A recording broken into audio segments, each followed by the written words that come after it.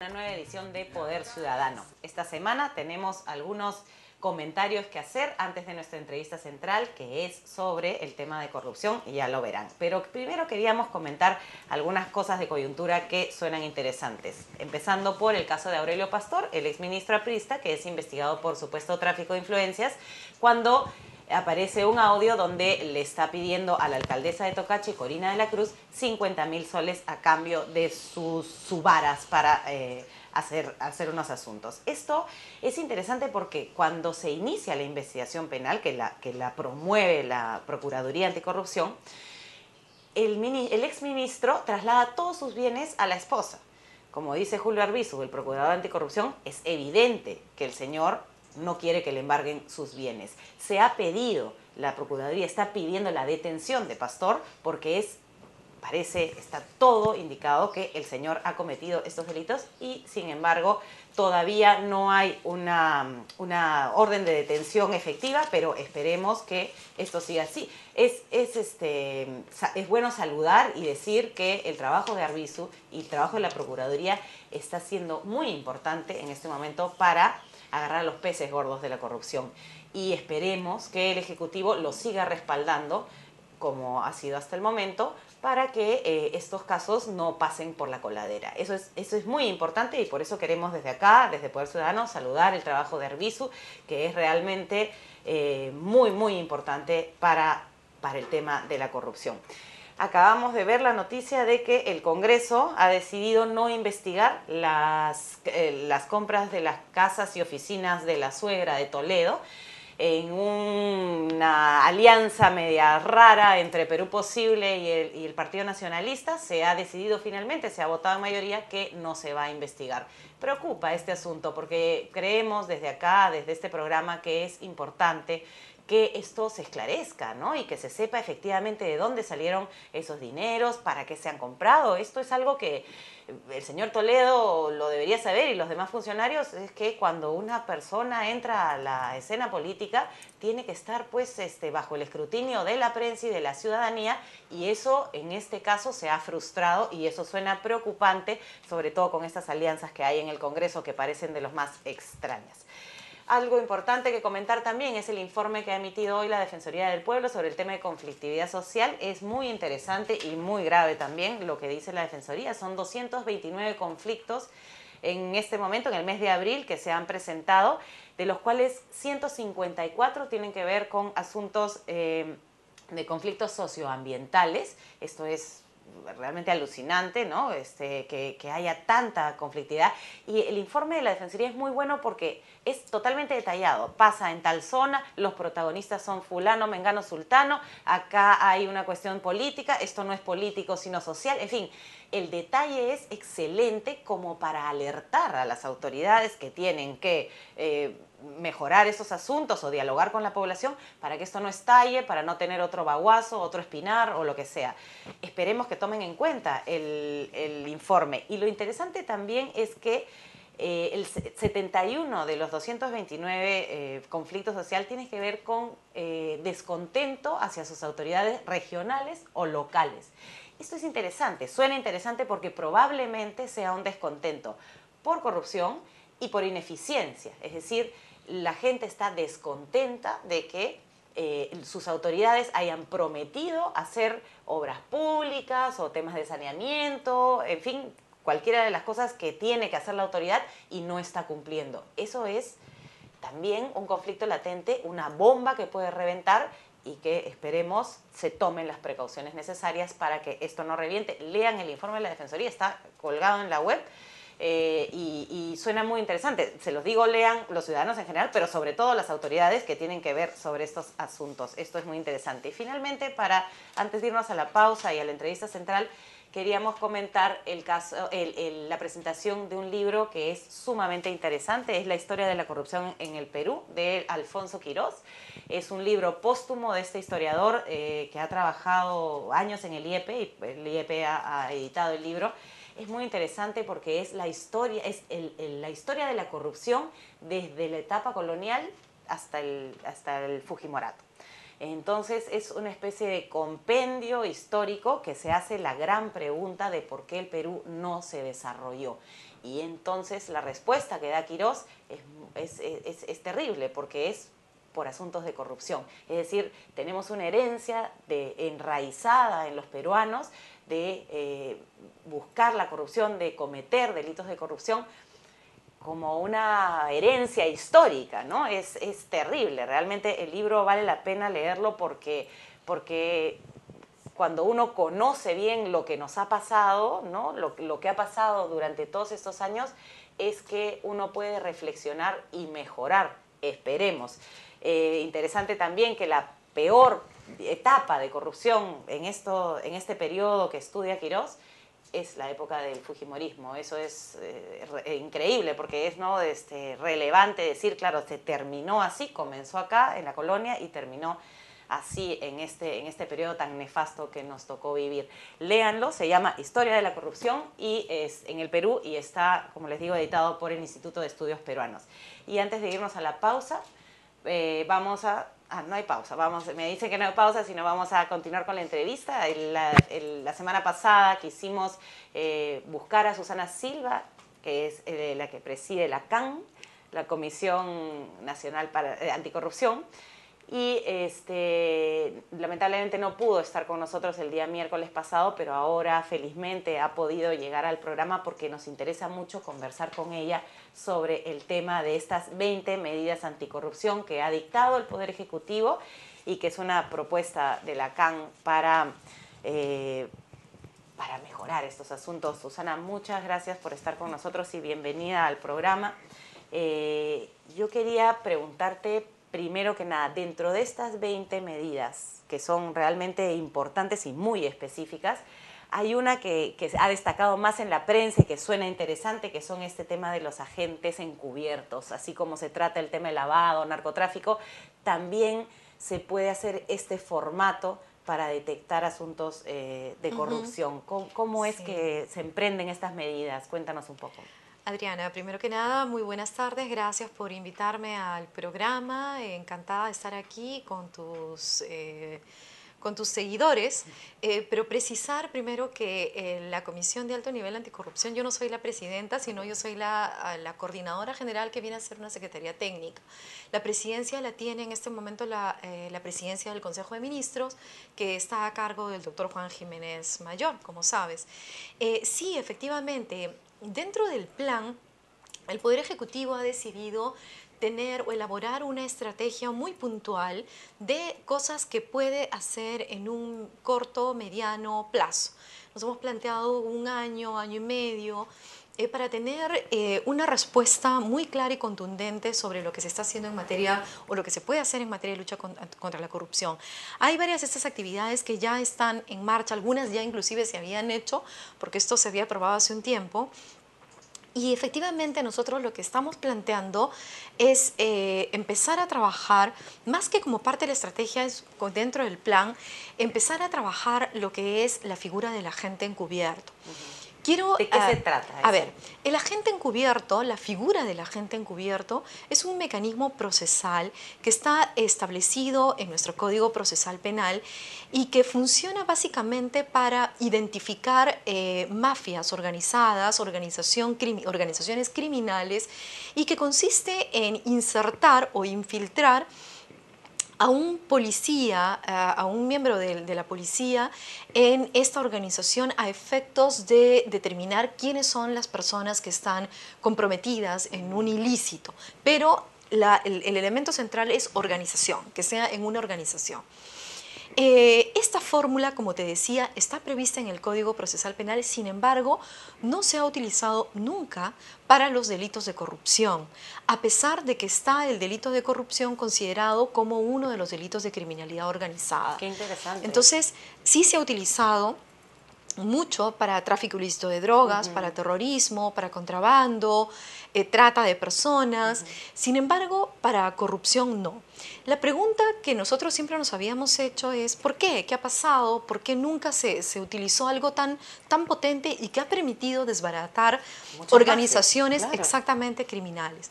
Y claro, hay varios elementos en realidad distintos Cuando nosotros hablamos de criminalidad organizada para tráfico, contrabando, trata de personas y cuando hablamos de corrupción.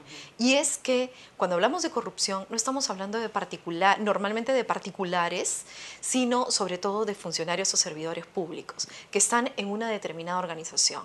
Entonces, claro, en el caso de tráfico ilícito de drogas, de contrabando, se infiltra en la calle, digamos, en una organización pero que funciona en la calle. Claro. Una cosa distinta es que se infiltre una persona al interior de una entidad. Perdóname, Susana, sí, tenemos que ir a la pausa, sí, claro. y volvemos en 2 minutos con este tema interesantísimo.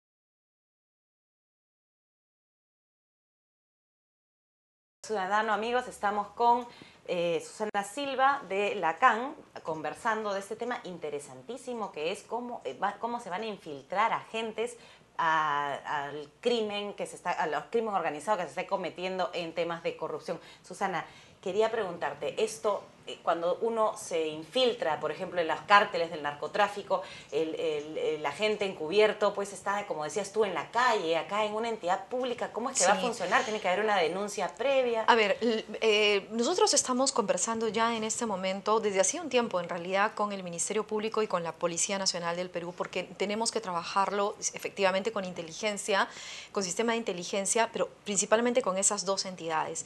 Y uno de los elementos que hemos conversado, indispensable, es que exista la autorización, el conocimiento, la anuencia del titular de la entidad. ¿Y si el titular es corrupto? Ese es el tema. Si es que el titular es corrupto, también lo hemos pensado, hay que ver, digamos, otra estrategia, verlo ya a un nivel un poco mayor para que se autorice, en fin, ¿no? Pero aquí lo que quiero decirte también, Adriana, es que en este momento no tenemos la fórmula mágica sobre qué cosa y cómo va a operar en una entidad. Nosotros sabemos que es bastante difícil, pero lo importante es que se ha tomado como decisión trabajar esta figura, utilizarla, aprovechar que tenemos una figura ya contemplada en nuestra normativa y vamos a establecer como especie de, vamos a establecer protocolos para ver en qué supuestos y en determinados supuestos cómo funcionaría. Hace un momento me decía si es que debe existir una denuncia. Lo que tiene que existir de todas maneras son indicios razonables de que existe un acto de corrupción y que existe este acto de corrupción o esta corrupción funciona de una manera organizada o funciona a través de una mafia, de un sistema que está enquistado en una determinada entidad. ¿Qué es lo que pasa también en la policía, en el Ministerio Público, ¿no? En el Poder Judicial? Pasa en muchísimas entidades públicas, puede ser del mismo nivel central como también gobiernos regionales y locales. O sea, lo que estamos haciendo es abrir una herramienta, abrir la posibilidad a trabajar una herramienta sumamente potente, pero también con la cual hay que tener muchísimo cuidado, porque hay varios matices que se deben vigilar. Por ejemplo, ya podemos tener la denuncia, inmediatamente se decide quién va a ser el infiltrado y empieza a trabajar. Pero hay que tener mucho cuidado porque esta persona tiene que recibir una capacitación. Por supuesto, eso porque no puede ser cualquier policía. No puede ser cualquiera. No, claro. No puede ser así cualquier como policía. Hay para terrorismo, hay para corrupción. Exactamente, porque además tenemos que diferenciar entre lo que es el agente provocador, que eso es algo que no está contemplado, que no es permitido. El agente provocador, a diferencia del agente encubierto, es aquel que incita. Exactamente. Y eso no está permitido. Sí, bueno, es un poco como, imagino que la prensa es un gran aliado para esto también, porque los destapes periodísticos pueden ayudar a esto, pero también pasa en la prensa que para digamos, comprobar que podría haber un acto de corrupción, se pone una cámara oculta o se tienta a la corrupción, ¿no? Eso también es como dices tú, una línea muy peligrosa, ¿no? Pero en realidad es interesante esta figura y ojalá Sí. pues que funcione, Que ¿no? rinda Eso frutos, sería, eso es lo sería que increíble. esperamos, sí. Mira, Susana, estábamos justamente comentando el libro Historia de la Sí. corrupción en el Perú. Quería preguntarte ya una cosa más, digamos, más filosófica, más de darle vueltas y pensar en que si tenemos tanta herencia de corrupción, es un poco difícil poder cambiar la mentalidad de lo que significa la corrupción, sobre todo en las entidades públicas, ¿no? Y entonces, Sí. digo, estas medidas que son un esfuerzo de tanto tiempo y que me dices un año, me parece corto plazo para poder ejecutarlas todas. ¿Tú cómo lo ves? ¿Tienes esperanza de que esto cambie? ¿Cómo la ves tú?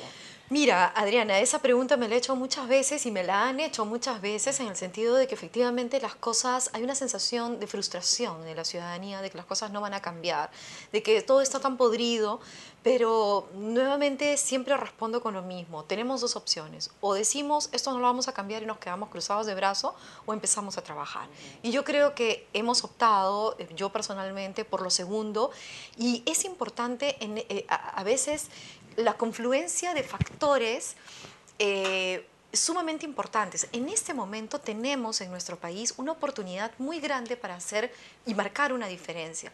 Tenemos un trabajo muy articulado con la sociedad civil, un trabajo muy articulado con el sector empresarial, y dentro del sector público hay manifestaciones de voluntad que yo veo que en este momento están destinadas a realmente marcar una diferencia. Tú al inicio de tu programa saludabas el trabajo de la Procuraduría Anticorrupción que está a cargo de Julio Arbizu, y yo también me auno y se lo he dicho personalmente y siempre lo resalto, que es importante tener a alguien que esté y que haciendo tenga respaldo, y ¿no? que tenga respaldo, y el Es respaldo interesante. existe. Sí, es verdad. Entonces, el hecho de que exista ese respaldo, que no lo hayan sacado, que no le Es estén una buena entorpeciendo, señal. es una buena señal. Entonces, eso es algo que tenemos que considerarlo.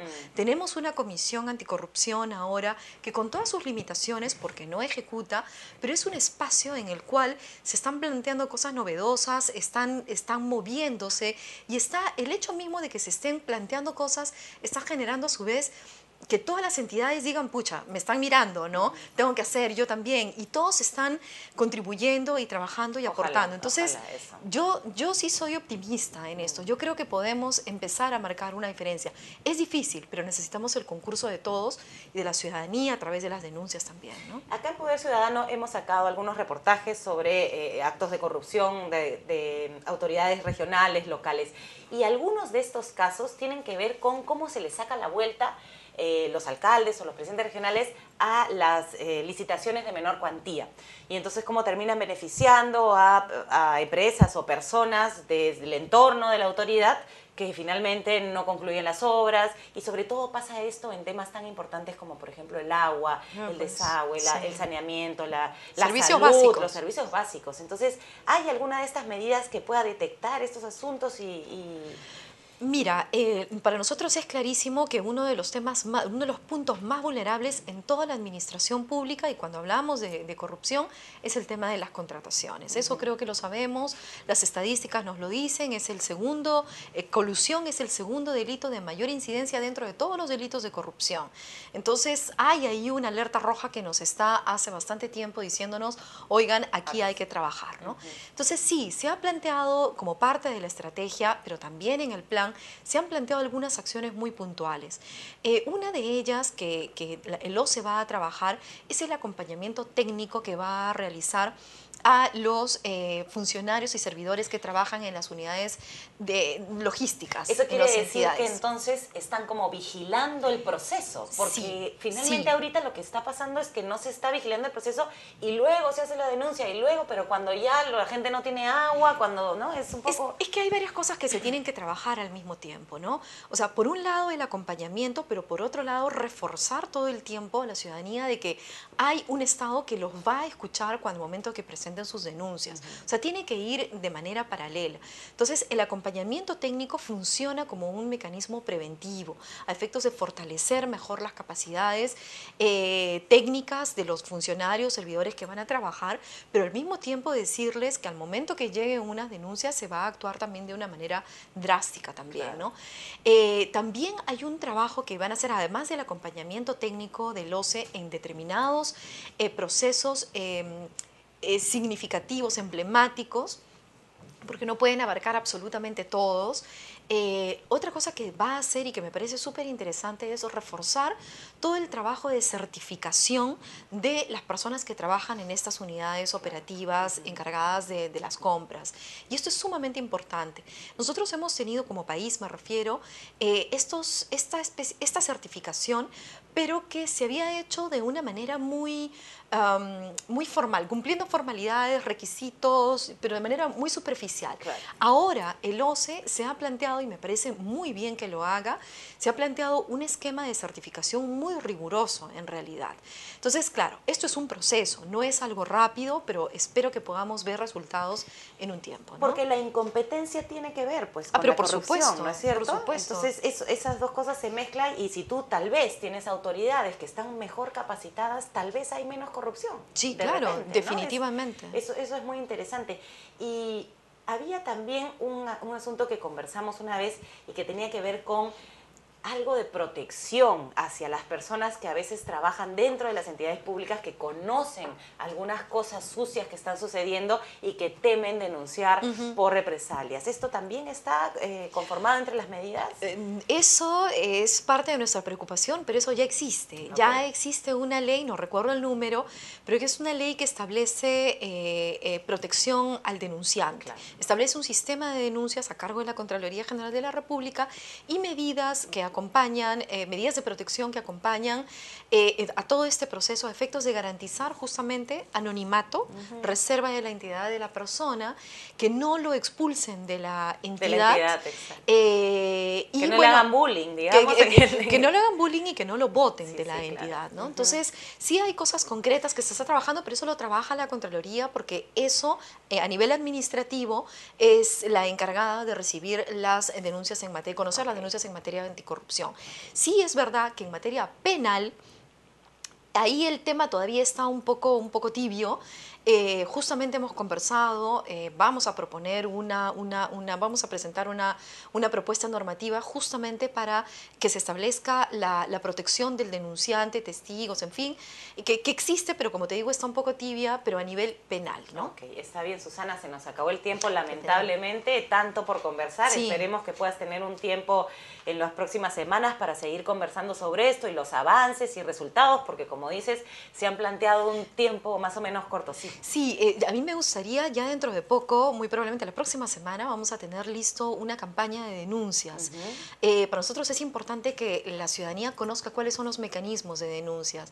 Entonces va a salir un spot, tenemos un video, nos encantaría que sea transmitido aquí porque va a correr en redes sociales y donde además vamos a poner a disposición de la ciudadanía información sobre todos los canales de denuncia en ministerios, en gobiernos regionales, donde pueden acudir, en qué dirección, qué teléfonos. Excelente, ¿no? excelente. Entonces, eso me parece importante de cara justamente a fortalecer el poder ciudadano. Así es. Muchas gracias, Susana. Encantada. Por supuesto que estamos comprometidos con eso y vamos a pasar lo que ustedes nos digan, porque sabemos que tienen todas estas medidas para luchar contra la corrupción. Amigos, se nos quedó cortísimo el tiempo. Nos vemos el próximo miércoles a las 5:30 y ya saben, sus denuncias o sus quejas a poderciudadano@proetica.org.pe. Chao, buenas tardes.